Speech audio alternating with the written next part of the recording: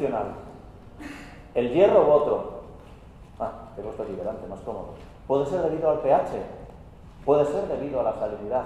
A la salinidad, el doctor Cabrera ha hablado del tema en su presentación, la salinidad del agua, la salinidad del suelo, la salinidad alrededor de la raíz, en el bulbo húmedo, en la zona radicular. Yo puedo estar en un ordenador maravillosamente programado de un invernadero de alta tecnología, mandando una conductividad eléctrica de 1,2 milisiemens centímetro perfectamente calculada y tener 2 o 3 en la zona radicular, porque esté mandando al cultivo más de lo que la planta necesita. El problema puede venir por ahí. Basta que el pH sea demasiado... Esto no proyecta, bueno, da igual.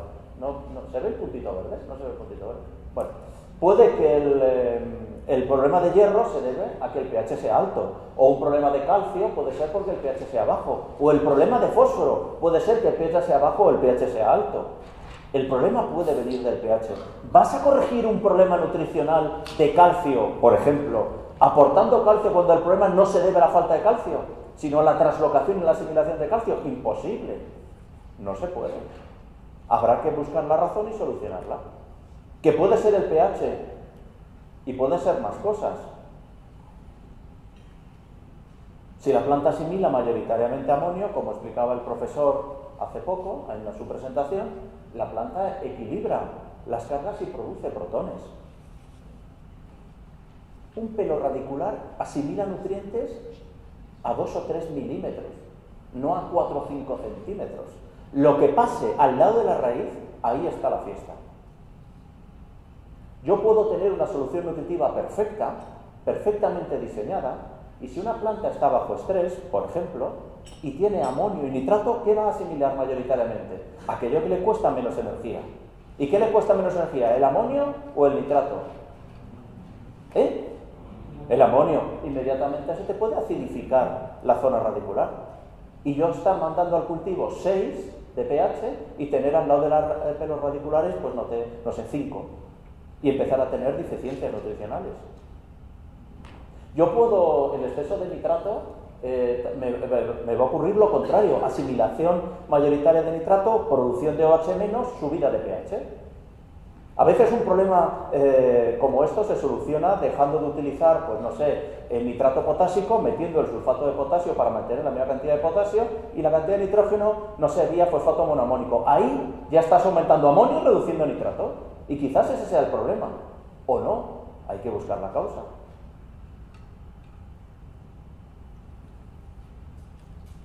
Esto lo he sacado de un documento de unos trabajos hechos en la Universidad Hebrea de Jerusalén, cuando yo trabajaba en Haifa Chemicals hace unos cuantos años. Pero me encanta y por eso lo pongo. Esto es la misma planta. Hay un cristal en el medio. Los colores indican el pH. Cambiando ratios nitrato y amonio, inmediatamente pH de 4,5. Fijaros cómo se marca la raíz. ¿Lo veis? Es la misma planta. Aquí, fijaros. Y aquí, jugando con ratios nitrato-amónicos distintos, el pH empieza a subir. Yo puedo estar mandando un pH de 6 al cultivo y encontrarme que el sistema radicular está a pHs mucho más elevados o mucho más bajos. Por eso es tan importante ver lo que pasa en la zona radicular y lo que ocurre con los drenajes.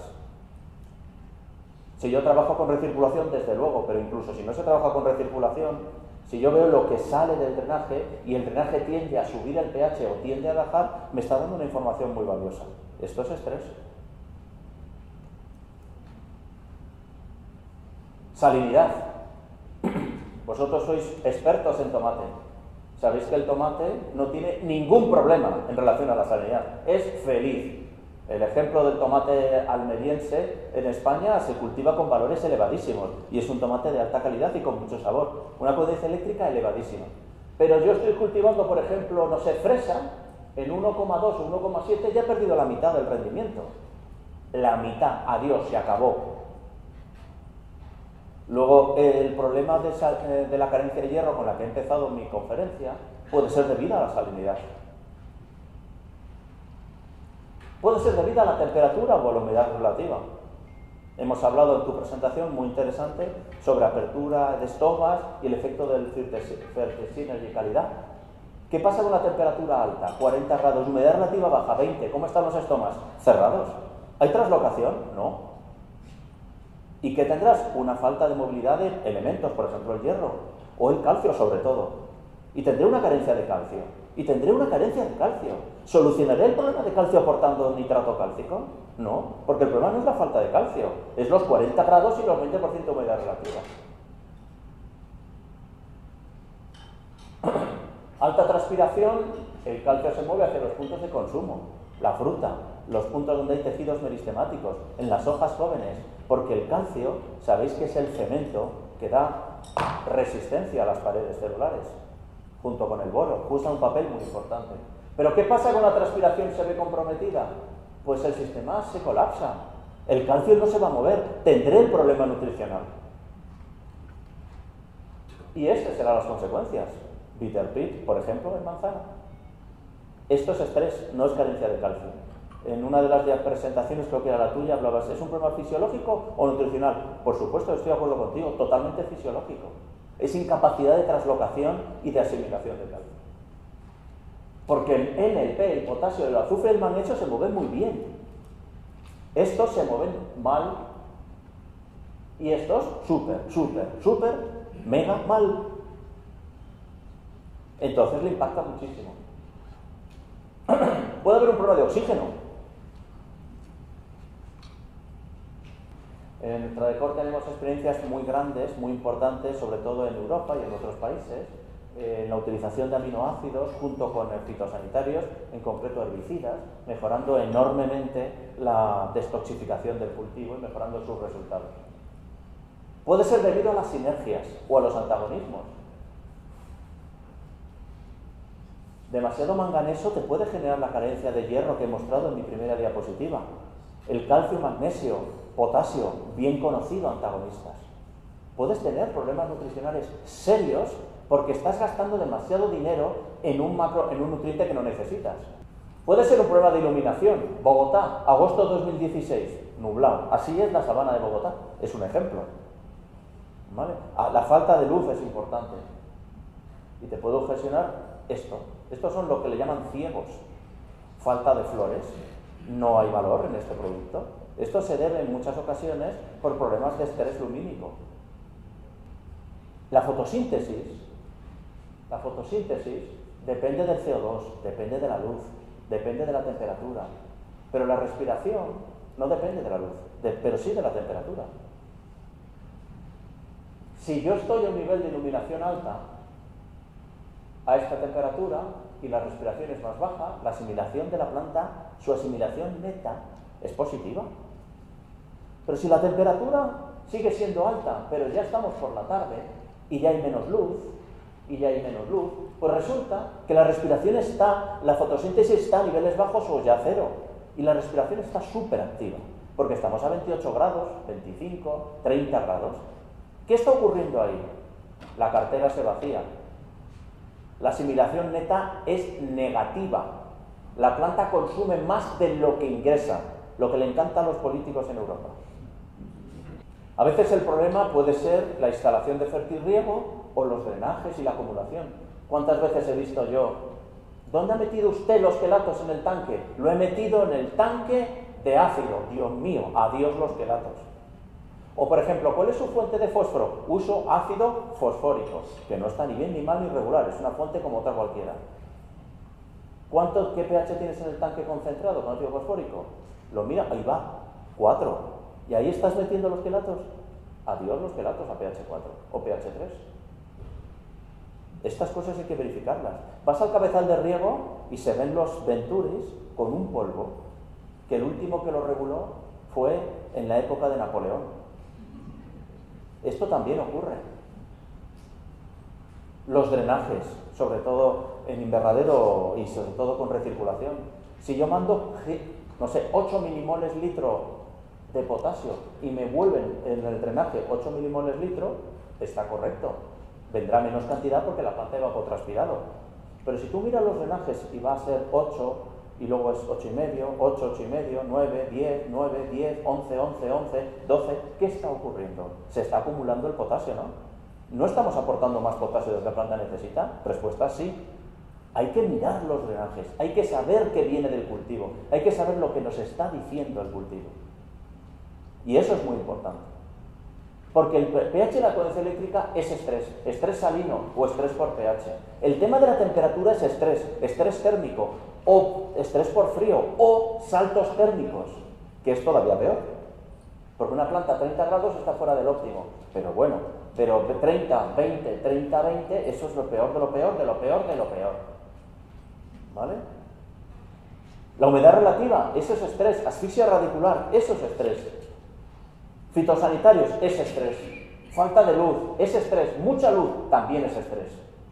El efecto que tiene la bioestimulación y la gestión del estrés en los resultados de los cultivos es descomunal. Hoy, en mi opinión, no se puede hacer una gestión del cultivo correcta si el estrés, el manejo del estrés no está dentro de tus parámetros de análisis. Hace 20 años nadie hablaba de esto, hace 15 nadie hablaba de esto, hace 10 años nadie hablaba de esto, hace 5 años la gente empezó a hablar de esto, hoy es un trending topic.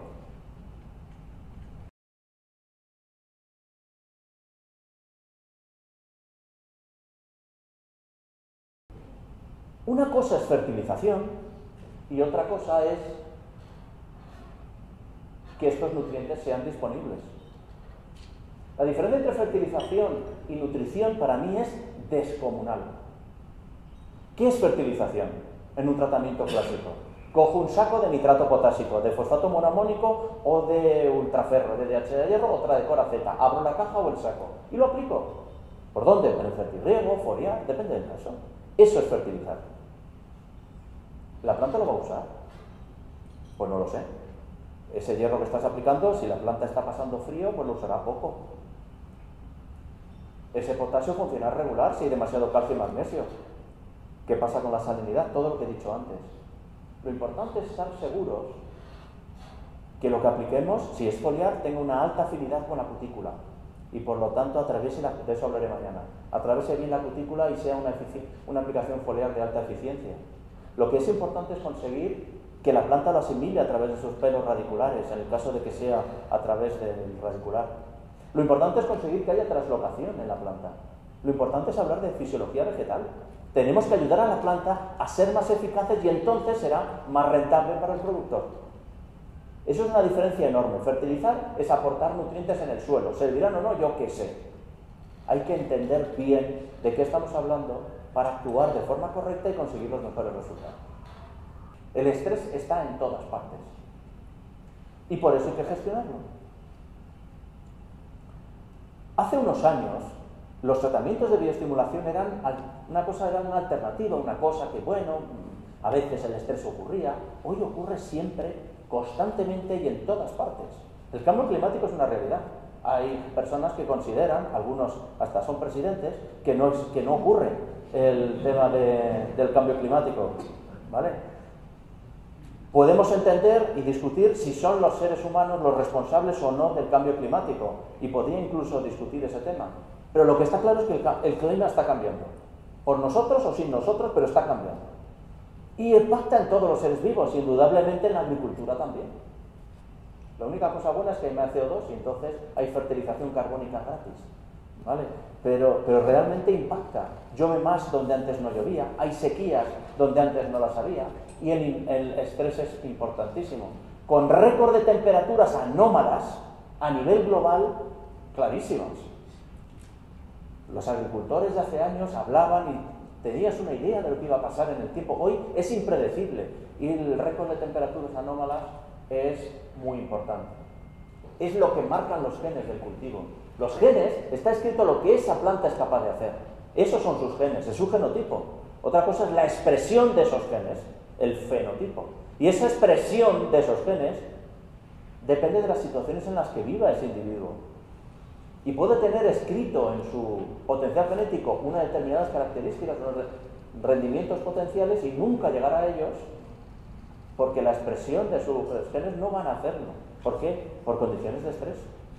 Ya en los años 70 se consiguió unos grandes avances en los programas de protección de cultivos. Después, grandes avances en nutrición, con sistemas de alto valor, fertirriego, control del fertirriego, cultivos hidropónicos, todos unos grandes avances que han permitido, muchos de ellos provienen de Israel, llegando a mejorar de forma notable nuestras capacidades de producir. La barrera en la que está hoy la agricultura a nivel mundial es superar el estrés abiótico para llegar en el futuro, eventualmente, a lo que genéticamente los cultivos son capaces de hacer. Hoy esa es la barrera en la que estamos, esa es la batalla que se está haciendo, esa es la segunda revolución verde en la que está el sector agrícola y es el gran reto del siglo XXI. Luchar frente al estrés abiótico, superarlo y ayudar a la planta a ser más eficaz. Mirad, os voy a poner un pequeño ejemplo que me parece muy visual. Trabajando en esto en concreto es con Phil Green, es un extracto de algas de Ascophyllum nodosum, extraído en extracción en frío, con un estrés por sequía producido, generado por nosotros en la planta, con aplicaciones antes y después, un enfoque de prevención y uno de curación. ¿Por qué os pongo esto? Mirad, la línea roja son las pérdidas de vigor, estos en tomate, ¿vale? Por la sequía que generamos nosotros.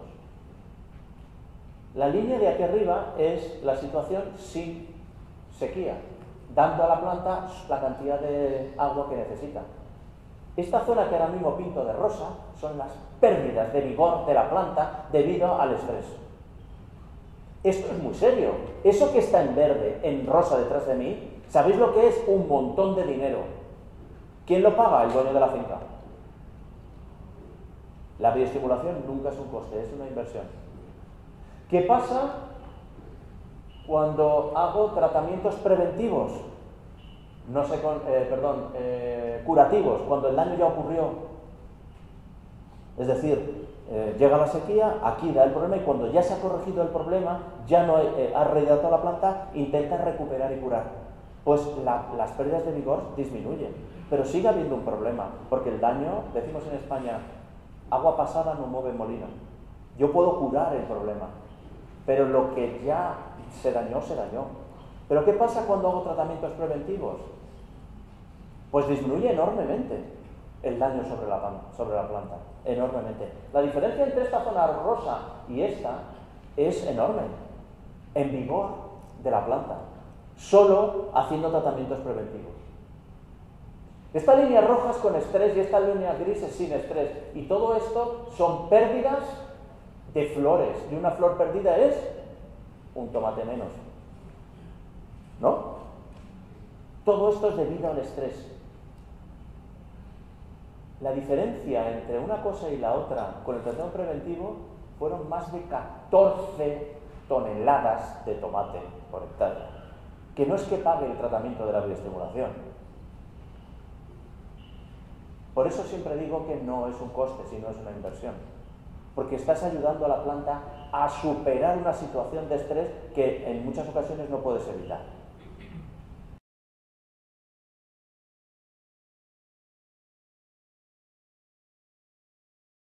En un porcentaje muy alto depende de muchas cosas, pero el 3% de plaguicidas o 41 semillas, condiciones del suelo, otros estrés climático un 15%. Hay muchos factores que impactan en el rendimiento de un cultivo, más allá del simple tratamiento o fertilización y de protección del cultivo. Es decir, cuando la planta está frente a esta situación de estrés abiótico, se alteran factores ambientales. He puesto mi decálogo al principio, temperatura, humedad, pH, salinidad, y diferentes casos. Cada uno tendrá su tipo de estrés y combinación entre ellos. Inmediatamente la planta, ¿qué hace? Impacta en ella. ¿Y qué hace la planta? Responder. ¿Sabéis una cosa? La planta le da igual vuestra rentabilidad. A la planta le da lo mismo la rentabilidad de la finca. Y le da lo mismo los resultados que va a tener el agrónomo. ¿Sabéis lo único que quiere la planta? Sobrevivir. Quiere sobrevivir y hará lo necesario para hacerlo. ¿Quién lo paga? El dueño de la finca. Porque la planta va a hacer todo lo necesario para sobrevivir. Tirará flores, tendrá menos cuajado, producirá osmolitos compatibles para soportar el estrés osmótico en el caso de que lo sea. Y todo eso es un coste energético muy fuerte en forma de ATP. Todo este coste energético te lleva evidentemente a menores rendimientos, porque los recursos son los que son. Y esos menores rendimientos también llevarán a peor calidad, porque la planta va a gastar energía en otras cosas, en sobrevivir. ¿Quién paga esta menor rentabilidad? El dueño de la finca. Efectos fisiológicos para adaptarse a esta situación cuestan muchísima energía para el cultivo. Por eso la bioestimulación ayuda tanto, porque ayudas a la planta en unas condiciones que muchas veces tú no puedes corregir, por ejemplo, saltos térmicos, falta de luz. A lo mejor alguien está pensando, lo de la sequía me da igual, yo tengo un buen sistema de riego. Bueno, pues fenomenal, pero hay otros problemas, salinidad, pH, temperatura, humedad, etc. Todo eso es muy importante. Y en esas situaciones la planta asimila menos agua, la planta asimila menos nutrientes, la fotosíntesis es menos eficaz, la respiración puede estar desbocada, la asimilación neta puede ser negativa, puede la planta consumir más que lo que produce y empezar a gastar reservas, ¿vale? Empieza a haber desbalances hormonales y la planta empieza a ser muy poco eficaz. Por ejemplo, el estrés de la sequía, la planta crece más despacio, las hojas se doblan hacia adentro, se caen hojas, se caen flores, desciende el potencial hídrico, la planta produce ácido asfísico, lo manda para arriba y cierra estomas, porque la planta quiere sobrevivir. La planta, si no tiene suficiente humedad y hace calor y dice cierro estomas porque tengo que aguantarme, tengo que soportar esta situación y necesito ser más eficaz hídricamente, y cierra los estomas, ¿vale? Y al cerrar los estomas, ¿qué ocurre? La translocación se ve comprometida. Todos los nutrientes poco móviles empiezan a no moverse peor, empiezan a tener carencias nutricionales, ¿vale? La planta ajusta osmóticamente todo, estimula tileno y tira las hojas. Todas, o no, pero hará lo que pueda. Será una planta más pequeña, más pobre. ¿Quién paga esto? El dueño de la finca. Evitar esta situación es ir en el camino del alto rendimiento, de la alta eficiencia y, por lo tanto, de la rentabilidad. Mirad, cuando el estrés aumenta, esto es energía disponible, la planta aumenta su consumo energético en defenderse, de forma bestial. Como he dicho antes, adaptándose, produciendo osmolitos compatibles, cerrando estomas, produciendo todo lo que necesita para ser capaz de adaptarse al estrés. Y eso supone mucha energía. Y el desarrollo y la energía para el desarrollo de la planta baja. Entonces, evidentemente, la planta es menos eficaz. Tendrás menos tomates por metro cuadrado, tendrás peores texturas, peores sabores y peor resultado. Esto es así. Esto es así. Tenemos que ayudar a la planta a que no necesite tanta energía en defenderse y pueda dedicar más energía en desarrollarse.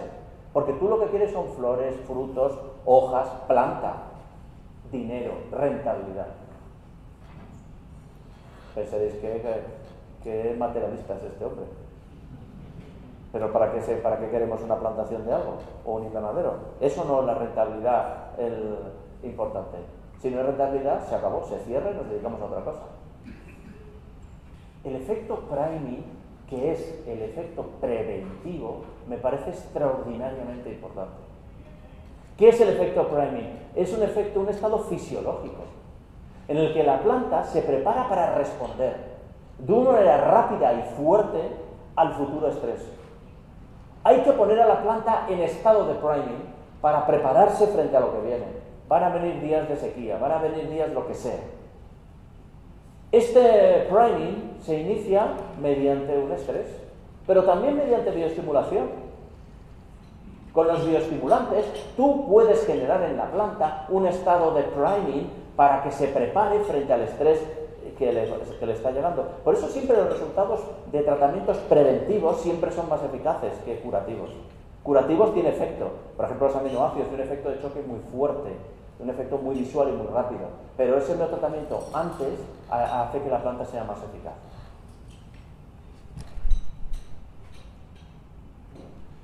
Mirad, cuando tú tratas con bioestimulantes, se genera una pequeña situación de estrés. Después, digo sin estrés, en una situación preventiva, entonces la planta entra en un estado de priming, donde la planta está preparándose para el estrés al que va a llegar, y a continuación el efecto defensivo frente al estrés es muchísimo más rápido que el que se produciría sin tratamiento. Porque si yo tengo la planta y llega el estrés, la planta se va a poner a adaptarse, ¿vale? Y esto le supondrá un tiempo y un coste energético importante que lo paga la planta, en términos de que no tiene energía para otras cosas, como flores, rendimiento, raíz, etc. Pero los tratamientos preventivos ayudan a que la planta tenga un efecto mucho más rápido, mucho más eficaz y mucho más fuerte frente a las situaciones de estrés. Por eso es tan importante los tratamientos preventivos. La planta sufre un estímulo, ataca el estrés abiótico, producen radicales libres, empieza a oxidarse, ¿vale? Empieza a construir metabolitos, proteínas, elementos para adaptarse y bueno, pues empieza su respuesta. Todo esto cuesta mucha energía y con la bioestimulación podemos ayudar de una manera muy significativa. Y estos radicales libres vienen del estrés. El estrés es oxidación. Envejecemos porque nos oxidamos. Unos más que otros, pero nos oxidamos. El estrés es oxidación. Es oxidación, no es otra cosa. De hecho, la planta, para luchar contra el estrés, produce antioxidantes. Estos radicales libres vienen de contaminación, de la salinidad, de metales pesados, del estrés abiótico, del ataque de plagas, y son elementos que causan daños importantes. ¿Y qué daños ocasionan? Esto es estrés. Es una hoja con estrés serio. Clorosis debido al estrés y oxidación de la clorofila.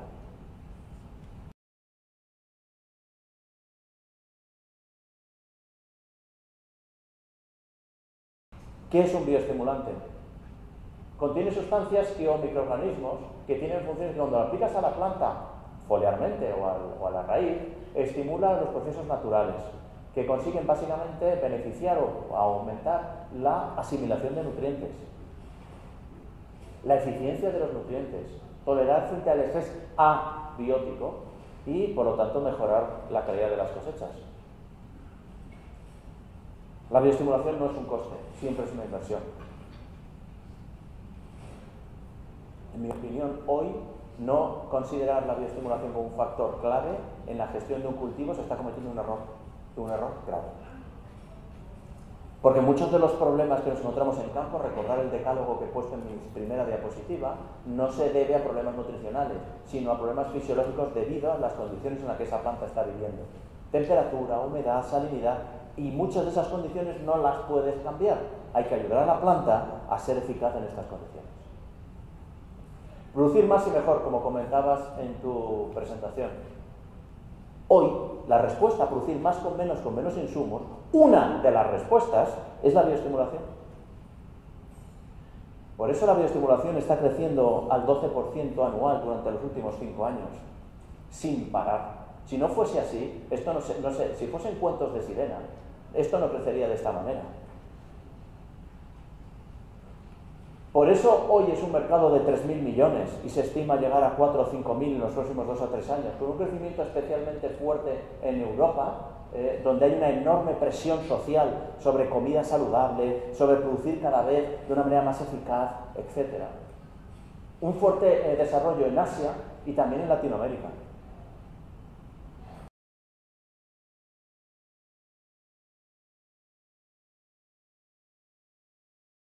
En esta universidad, la Universidad de Queens, estamos trabajando en el modo de acción de aminoácidos, el modo de acción de algas, el modo de acción de cada componente, polifenol, manitol, alginatos de cada uno de ellos, ¿vale? A nivel morfológico y fisiológico, enzimático, genómico y metabólico. ¿De acuerdo? Ya hemos hecho el primer trabajo, que ha sido bastante interesante y Y ya lo hemos terminado ahora, y ahora hemos empezado con tomate, replicando todos los trabajos realizados, pero ahora ya en tomate. El primero lo hicimos en una planta modelo, obviamente Arabidopsis, porque todos los estudios genéticos están muy bien descritos. De ahí sacamos conclusiones muy buenas que las hemos aplicado ahora en tomate, y en el ensayo de tomate ahora Camila, algunos compañeros de mi departamento, hoy están en la universidad haciendo seguimiento del proyecto y los tendremos resultados muy pronto. Y os voy a... Básicamente el enfoque era tratamientos preventivos, tratamientos durante el problema del estrés y tratamientos para recuperar a la planta, ¿no? Os voy a poner simplemente 2 o 3 diapositivas. Mirad, el MDA es un indicador bien conocido, malentendido, que generalmente se utiliza para medir el estado general de estrés de una planta. ¿Vale? Básicamente es un subproducto, digamos, de la peroxidación de lípidos cuando una planta está en estrés, donde evidentemente está produciendo algunos elementos, esto es el caso del ácido jasmónico, la biosíntesis de ácido jasmónico, para adaptarse frente al estrés. ¿Vale? Cuando una planta está sin estrés y la planta... una planta está sin estrés o está con estrés, cuando le aplicas, en este caso, Delfan, ¿por qué baja de una manera tan drástica este indicador? Porque le estamos reduciendo el estrés. No es que lo diga la etiqueta, es que lo está diciendo los análisis que hemos estado haciendo. ¿Por qué baja tanto el indicador? Porque la planta está reduciendo su nivel de estrés. Es decir, Delfan Plus es capaz de reducir el estrés. Los antioxidantes, la planta necesita producir antioxidantes. ¿Para qué? Para luchar frente al estrés, que el estrés es oxidación. Se producen radicales libres y la planta produce antioxidantes. Cuando la planta no tiene estrés y llega al estrés, sube dramáticamente el nivel de algunos componentes como son los antocianos, porque es, evidentemente, lucha frente al estrés. Y aumenta enormemente estos antioxidantes. ¿Qué le pasa a la planta cuando yo le aplico Delfan? Inmediatamente esto baja. ¿Y por qué baja? Porque no los necesita. ¿Y por qué no los necesita? Porque le estoy dando la ayuda necesaria. Luego esto, evidentemente, cuando haces ensayos y tenemos una base de datos enorme de ensayos donde, pues mira, he tenido más flores, he tenido más fructificación, he tenido mejores calibres, todo eso está muy bien. Pero este tipo de trabajos nos permiten saber el porqué y confirmar con valores fisiológicos y bioquímicos que realmente el producto hace lo que tiene que hacer.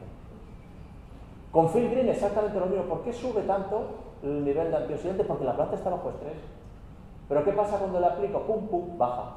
Aquí la planta no tiene estrés y aquí la planta tiene estrés, la veo y baja.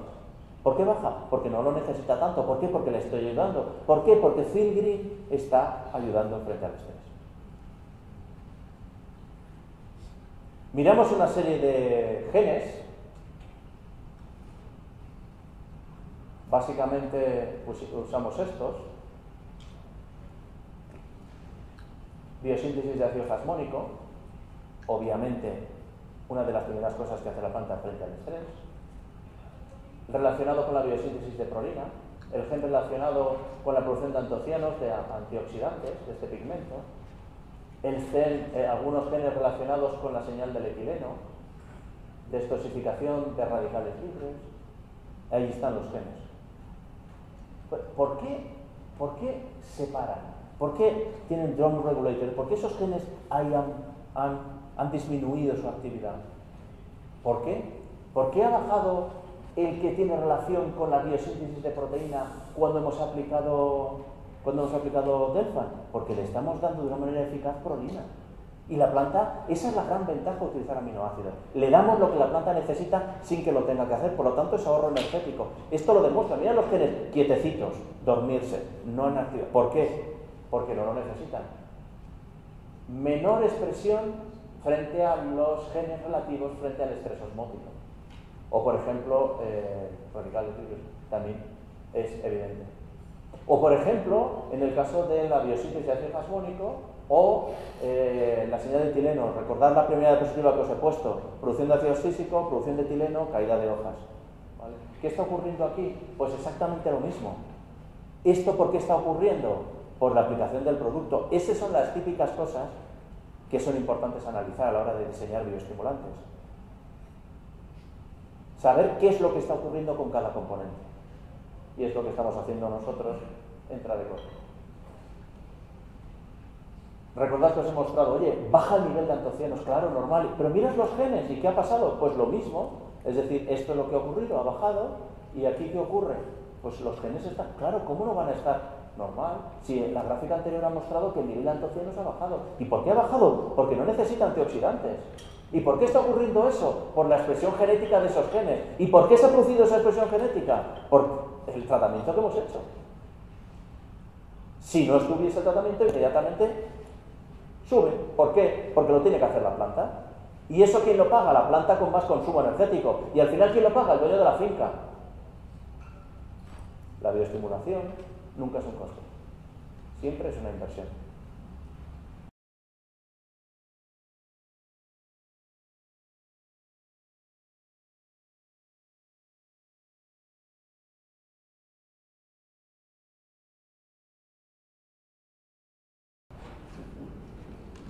Todos que estáis en esta sala conocéis qué es un aminoácido, ¿vale? Porque os lo han contado varias veces y probablemente a lo mejor hasta he sido yo en algún momento. Es una molécula relativamente sencilla, con un grupo amino, un grupo carboxilo y aquí cuelgan cositas. En función de lo que venga por aquí, pues tengo una prolina, una metionina o lo que sea, ¿vale? Esta molécula, que es sencilla, aparentemente, es fundamental para la vida. Sin esto no hay vida, porque es el elemento clave para sintetizar proteínas, porque los aminoácidos, péptidos, polipéptidos, proteínas. Sin aminoácidos no hay vida, no hay proteínas, ¿vale? Es un elemento clave en la vida. Es precursor de hormonas, es precursor de muchísimas funciones moleculares y metabólicas de la planta. Tiene un peso enorme.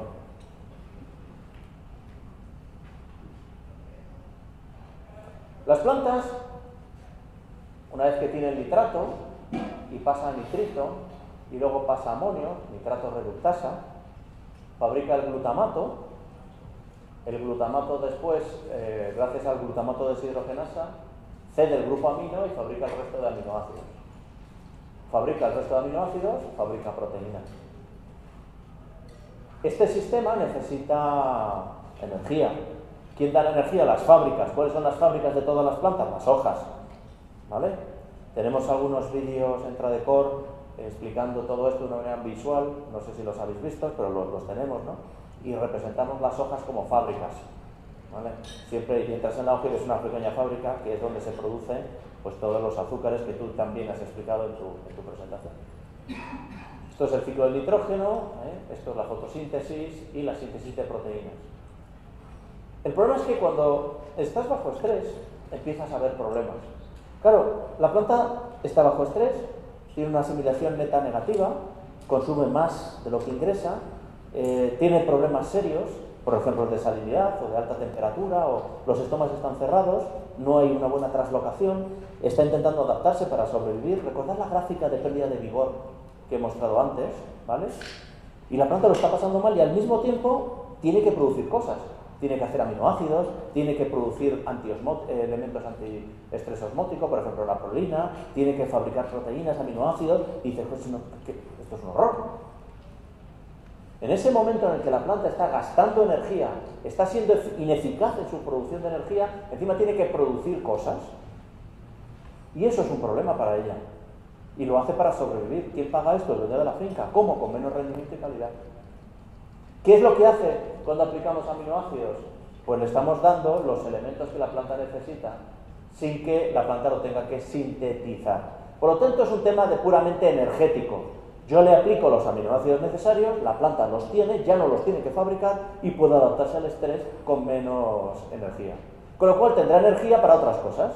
Por ejemplo, flor, cuajado, raíz, hojas, crecer. Producir rentabilidad al dueño de la finca. Y reducir los dolores de cabeza al técnico al cargo de la finca. Pero para que esto ocurra, para que este ahorro energético ocurra y las fábricas funcionen correctamente, hacen falta dos o tres cositas. Uno, que el tamaño importa. Y entonces los péptidos o los péptidos son muy grandes y entran mal a través de la hoja. Los aminoácidos libres entran muy bien. Tienen que ser aminoácidos libres. Una cosa es el aminoácido total y otra cosa es el aminoácido libre. Del FANplus tiene 24% de aminoácidos libres y totales no sé si son 50 o 60, pero me da igual. Lo importante son los aminoácidos libres, que son los que la planta va a poder utilizar. Y después, el aminograma. Por supuesto, tiene que ser L-alfa. Sabéis que hay una imagen de espejo, porque la planta es capaz de fabricar proteínas con esto y no con esto. Aquí las piezas no le enganchan y no puede fabricar proteínas. ¿Vale? Y luego tiene que tener un aminograma completo. La prolina tiene un efecto antiestrés osmótico muy claro, pero no es bien conocido, pero no tiene un efecto claro sobre, por ejemplo, promotor de auxinas y formación de raíz, cosa que sí le ocurre a la arginina. ¿Vas a tener un súper antiosmótico producto a base de arginina? Pues no sería lo más correcto. Bueno, pero lo que quiero es formación de raíz, pues arginina, pero entonces es antiosmótico, no, te falta la prolina. Dice, da igual, si la planta lo puede producir por sí sola, ya, pero yo lo que quiero es que la energía se la dé yo, sea más eficaz la planta para gastar energía en otras cosas. El ácido aspartico estimula la formación de raíz, igual que la arginina, por eso el Ruter funciona tan bien, entre otras cosas. No se nos han olvidado estos aminoácidos. O la metionina, precursor de hormonas. O la alanina y la glicina participan en la síntesis de clorofila.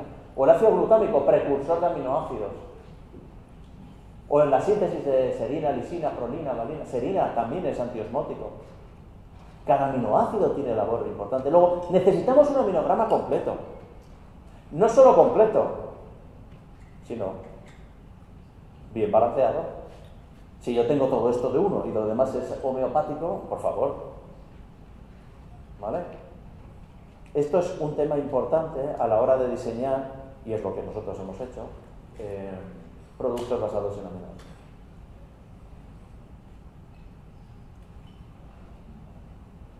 Esto era espinaca. Una planta en condiciones de salinidad y en condiciones que no está en salinidad. Inmediatamente la planta produce glicina, produce serina, produce prolina, glutamato menos, muchísima glicina betadina. La planta va a empezar a hacer estas cosas. ¿Por qué? Porque a la planta le da igual la rentabilidad de tu finca, lo que quiere es sobrevivir, y lo va a hacer. Y a lo mejor incluso no te das cuenta, pero estás pagando algo por esto. Porque la planta está gastando energía en hacer algo que no es raíz, hojas y flores y frutos. Si se lo damos, no lo tiene que hacer. Y por eso el aporte de aminoácidos tiene un efecto curativo tan fuerte, porque es un tema de ahorro energético. Efecto antiestrés, efecto bioestimulante. ¿Por qué? Porque ahorra energía. ¿Por qué ahorra energía? Porque le damos elementos que la planta no va a tener que sintetizar. Y una acción muy rápida. También tiene un efecto carrier, porque sabéis que los aminoácidos tienen efecto complejante. Complejan los metales y facilitan la penetración a través de una hoja. Una gamatón, por ejemplo, lo que hace es mejorar la penetración del metal porque tiene efecto carrier. Facilita mucho por eso los aminoácidos no se deben mezclar con cobre, porque se produce una entrada de cobre tan fuerte que produce quemaduras por cobre.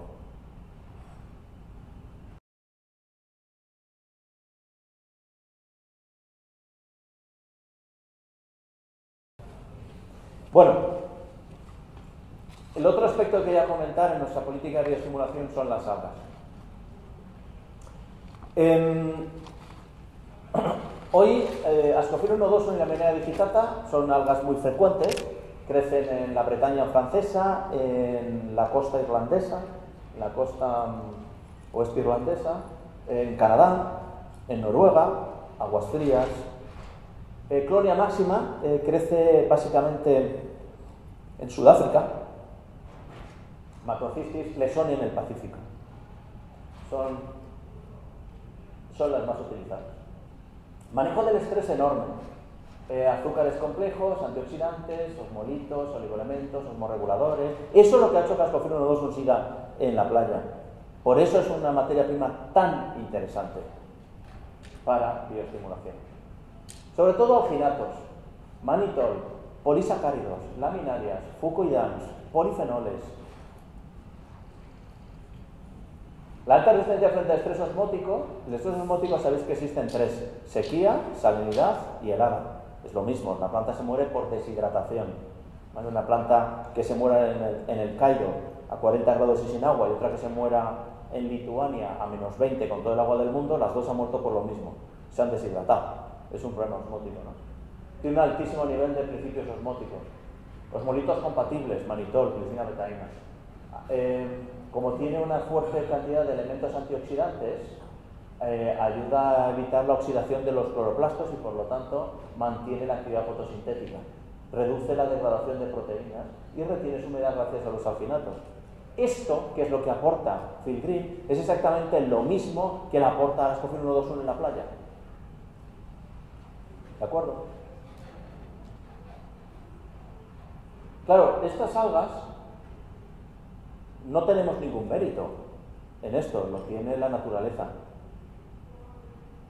Lo que tiene su gracia es ser capaces de lo que está en la playa, convertirlo en un producto dentro de una botella. Ahí sí que tiene su gracia y hay algo de culpa si tenemos. El proceso típico de la mayor parte de los extractos de algas en el mundo parten de la cosecha, la trituran, la deshidratan y entra en la fábrica un Big Bag con unas escamas. Esas escamas se tratan después en una extracción con potasa y tienes un producto generalmente oscuro, con un pH alcalino, proveniente de una extracción, que tiene ciertos principios activos y funciona, y esto es la manera clásica de hacerlo. Evidentemente, en este corte, secado y producción de estas escamas, de esta, me sale en inglés mil esto, como una especie de harina o molida de las algas deshidratadas, ha sido tratado a más de 100 grados. La manera con la que nosotros trabajamos, y que es la que está la gracia del producto y que hemos conseguido, por lo tanto, mantener lo que está ocurriendo en la playa, es que lo recogemos, lo cortamos, en la fábrica se tritura, se rompe, en lo que entra en la fábrica es el alga entera y verdadera de la playa, entera, completamente entera, en la zona de recepción lo que hay es algas, ¿vale? Y eso se mete en unos evaporadores y por diferencia de presión, por vacío, con no más de 30 grados, en todo el proceso, se obtiene un zumo, que evidentemente ya no es negro, es verde, que luego torna marrón, porque se oxida la clorofila, que junta y se queda un color marrón, pero es un color, de hecho, Ascofil 1,2,1 es un grupo de las algas marrones, cuando la ves en el mar es marrón. Cuando tú lo extraes, que ahora voy a enseñar un vídeo, sale verde claro, verde como oliva, y eso luego cambia un poquito a un color verde pardo, que es el color natural, con un olor muy fuerte a mar, y es absolutamente ni más ni menos que un zumo natural de algas.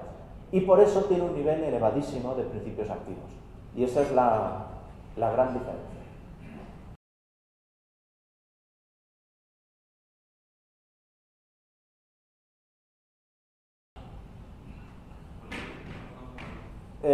Obviamente, si la dosis es 2, tienes un efecto más de choque que si es 1, ¿vale? Pero en términos generales, ese es el dato que te he dicho. Lo único que te ocurre es que si la planta está con un nivel de estrés más alto, mi recomendación es aumentar el número de aplicaciones, no la dosis. Es decir, si yo hago una aplicación cada 10 días y pretendo tener un efecto interesante dentro de 6 meses, estoy loco, ¿vale? Si haces 2 o 3 aplicaciones, es mucho mejor 5 aplicaciones de 1 litro que una aplicación de 5. 5 es muy alto, ¿vale? Entonces, lo que es mejor, si realmente es necesario, es aumentar el número de aplicaciones, más que aumentar la dosis.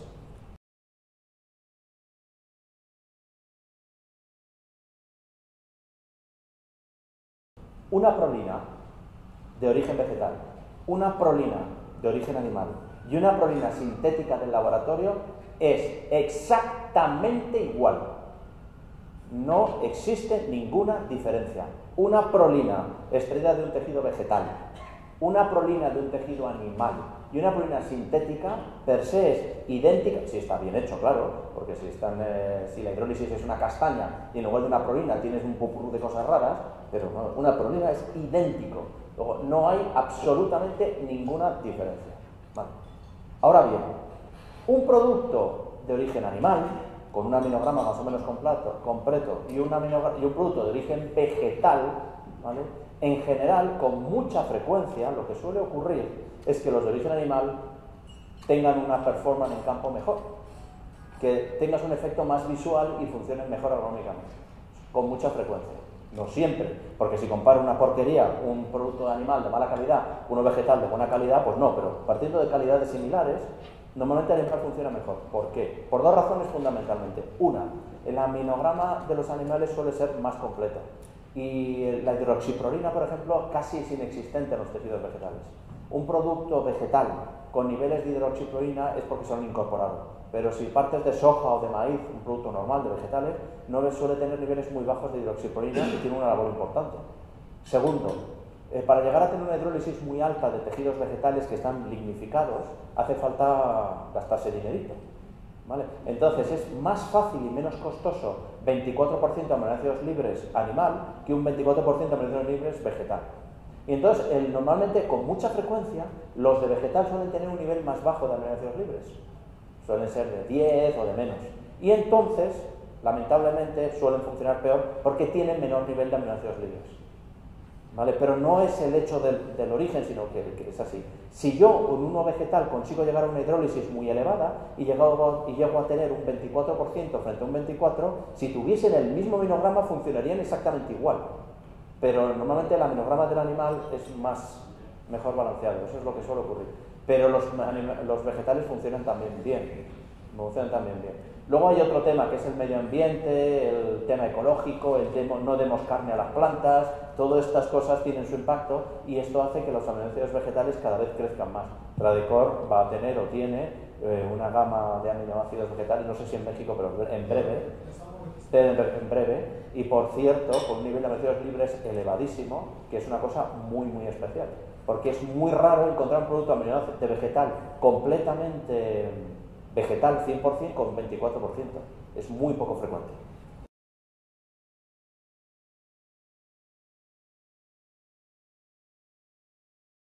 Los aminoácidos se absorben tanto por la raíz como por el sistema radicular, pero en mi opinión los tratamientos son más visuales y rápidos y eficaces vía foliar, porque vas más directo al tema. Entonces, cuando haces tratamientos foliares, con dosis que rondan en 1 litro por hectárea, una cosa así, tú tienes efectos 3 aplicaciones, cada 10 días, una cosa así, los efectos son muy visuales. Vía fertirriego también hay efecto, pero no es tan rápido y tan visual y tan de choque. Entonces, yo en general, foliares, pero se puede utilizar de las dos formas.